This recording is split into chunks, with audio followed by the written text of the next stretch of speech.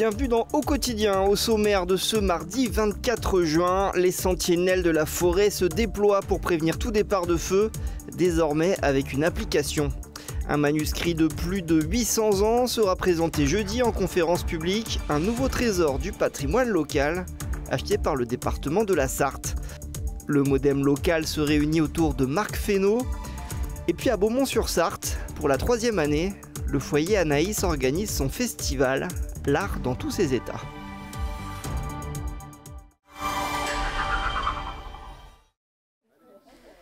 Ça y est, c'est acté. Mézeray est la 44e commune à rejoindre le dispositif sartois Sentinelle de la forêt. Le but, former la population aux bonnes pratiques en cas de départ de feu.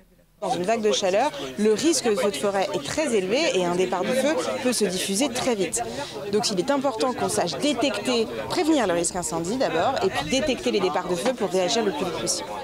Depuis 2021, ce système fonctionnait via une boucle WhatsApp entre les habitants formés, la centrale du SDIS et la gendarmerie. Mais désormais, tout passera par une application mobile. Pour augmenter les chances de neutraliser les départs de feu, chaque habitant peut devenir sentinelle de la forêt. Chaque seconde compte et plus on prend un feu à son début, plus on a de chances de limiter sa propagation et d'éviter un développement catastrophique. L'application permet à tous les acteurs de communiquer entre eux, en plus de faire de la prévention sur le risque d'incendie de forêt, puisque 9 feux sur 10 sont d'origine humaine. C'est de l'imprudence, c'est la cause accidentelle. Et il faut que chacun ait conscience que ces actes peuvent vite dégénérer. Fumer en forêt, c'est interdit. Allumer un barbecue en forêt en ce moment, c'est d'une part interdit, mais c'est aussi déraisonnable. En avril, Mézeray a ouvert le bal des incendies. 3,5 hectares de forêt sont partis en fumée, en espérant que grâce à la vigilance de chacun, cet incendie soit le premier et le dernier de la saison dans la commune.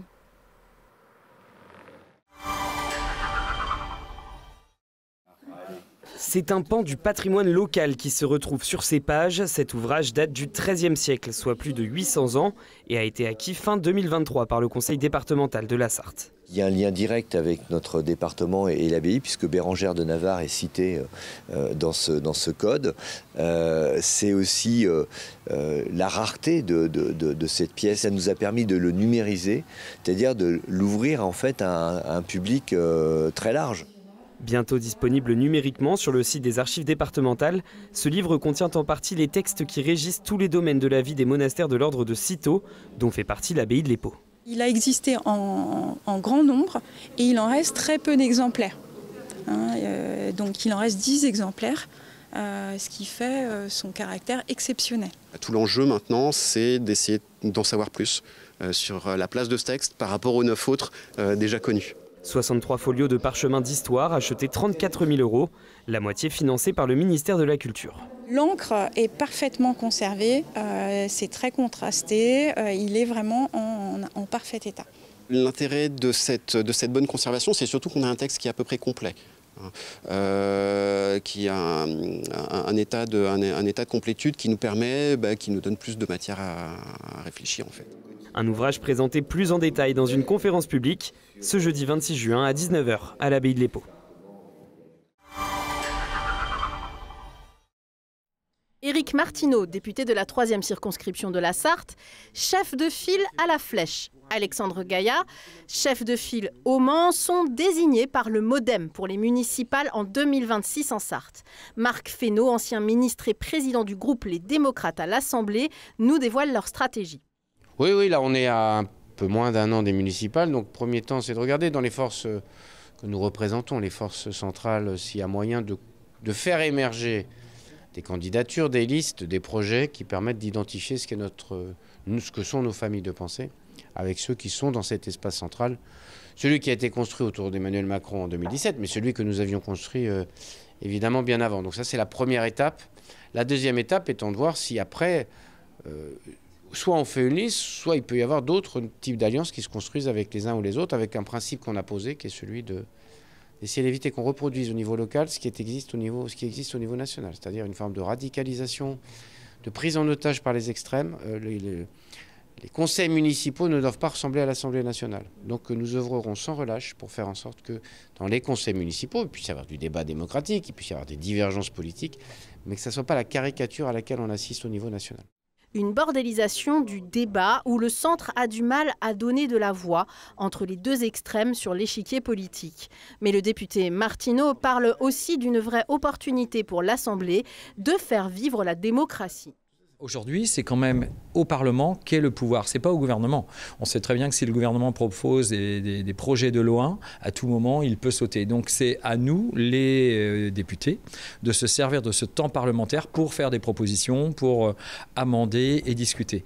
Là où ça devient compliqué, c'est lorsqu'il y a toujours forcément des rejets, des motions des motions de rejet sur des textes, sur des suppressions d'articles, alors que nous sommes élus pour discuter, échanger et faire de la politique dans l'hémicycle, mais pour répondre aux attentes des Français.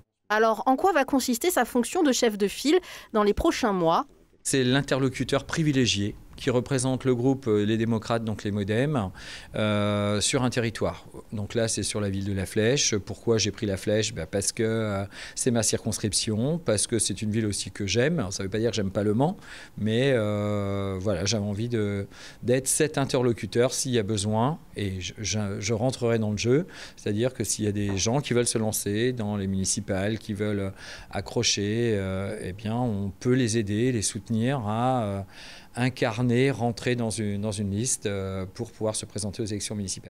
L'enjeu pour le Modem, ne pas laisser passer le RN dans les communes où le centre présentera une liste. Moi, je suis dans un département voisin qui est celui du Loir-et-Cher. Ça m'inquiète sans m'étonner. On voit bien que le sentiment qu'ont un certain nombre de villes en province, j'ai ça dans mon département aussi, de territoires plus ruraux, un sentiment, peu importe qu'il soit juste ou injuste, mais en tout cas un sentiment d'abandon, un sentiment de délaissement, un sentiment parfois de mépris. Le sentiment que la mondialisation n'a apporté que des fermetures et pas vraiment des ouvertures d'usines. Tout ça nourrit une querelle à l'État d'abord, une querelle aux élus, une querelle à la puissance publique qui fait émerger le Rassemblement national avec des solutions qui sont simples pour ne pas dire simplistes. Il suffit de regarder ce qu'on a voté la semaine dernière sous l'impulsion du Rassemblement national. Quand vous regardez le texte qui a été voté sur l'énergie, c'est tout simplement inapplicable. Et c'est tout simplement une hausse du prix de l'énergie pour les Français.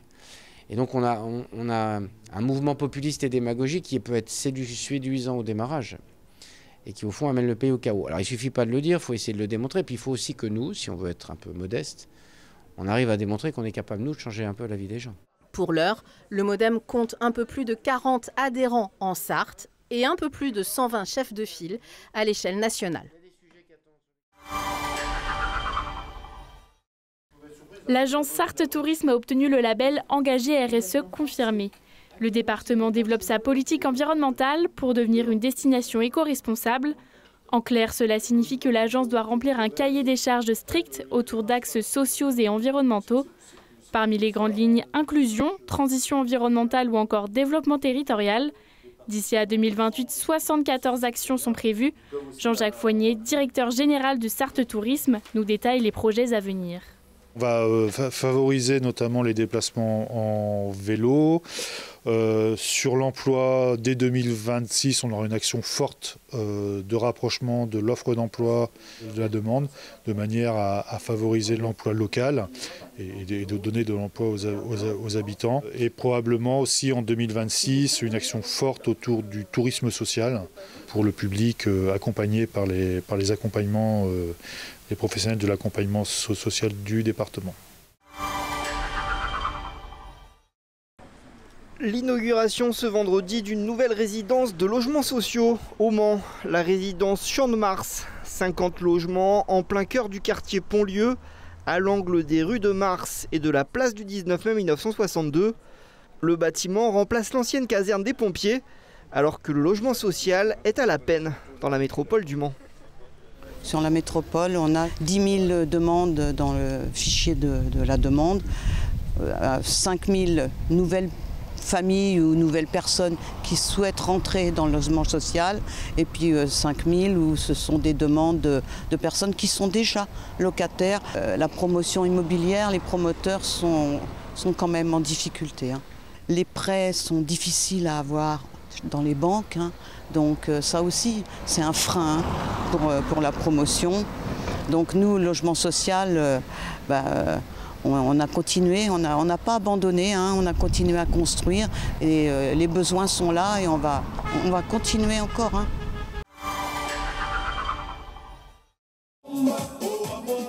C'est la fête à Beaumont-sur-Sarthe. Le festival L'Art dans tous ses états, organisé par les foyers de vie de la Fondation Anaïs, revient pour sa 3e édition. Les corps se déhanchent et les mains applaudissent au fil des spectacles. Moi, pour faire Zumba, parce que c'est mes passions et j'adore ça. Le rythme dans la peau, chacun suit le tempo et exécute les mouvements au son de la musique latino. On s'entraîne à raison à peu près d'1 fois par semaine avec eux. Tout au long de l'année, donc depuis le mois de septembre, on y est pour présenter à la fin 6 chorégraphies avec les résidents et 2 chorégraphies avec toute l'équipe. Le plus difficile, c'est de trouver les chorégraphies. Voilà. En plus de la danse, des représentations de théâtre, de cirque et des groupes de musique s'emparent de la scène. De quoi régaler tout le monde. J'aime bien chanter, j'aime bien manger. Je m'amuse. C'est la fête. C'est formidable et là, c'est une classe. Sous ce soleil de plomb, un peu d'ombre ne fait pas de mal. Une douzaine de stands proposent des jeux, mais aussi les créations que les résidents ont réalisées pendant toute l'année. Ils attendent justement les journées loisirs créatifs où on fait les créations avec eux. Ils ne sont jamais en manque d'idées. Ouais. Ils sont passionnés, ils sont concentrés. Une passion que Sylvie partage. C'est un truc créatif et puis ça calme.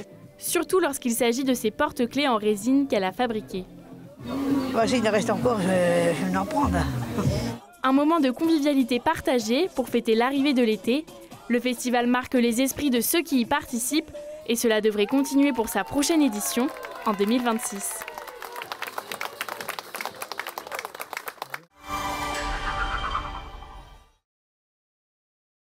Les 24 heures karting 2025 sont annulées, annonce l'Automobile Club de l'Ouest. Depuis 2019, l'événement n'arrive pas à repartir. Initialement prévu en août 2025, l'épreuve d'endurance a de nouveau été annulée faute de participants. Une déception pour l'ACO qui avait lancé un nouveau règlement en octobre dernier afin de séduire les concurrents. On termine ce journal avec 3 nouvelles recrues pour le Mans FC. Il s'agit de Milan Robin, ancien joueur de Martigues en Ligue 2. Le milieu offensif a inscrit 3 buts et délivré une passe décisive la saison dernière. Arrivant aussi de Ligue 2, l'ancien Guingampais piston droit Taylor Luvambo pose ses valises au Mans. Et puis lui vient de l'échelon supérieur, Malang Gomez, milieu défensif de 20 ans et prêté par le FC Nantes. Tous ces joueurs seront à la reprise de l'entraînement ce lundi 30 juin. Chez les femmes aussi, une recrue dans les buts, Anouk Lenné arrive en provenance d'Yzeure, club de 3e division. Le Mans FC annonce que la campagne des abonnements recommence ce mercredi à la Pincenardière et sur le site internet du club. L'occasion de fêter 40 ans en sang et or au stade.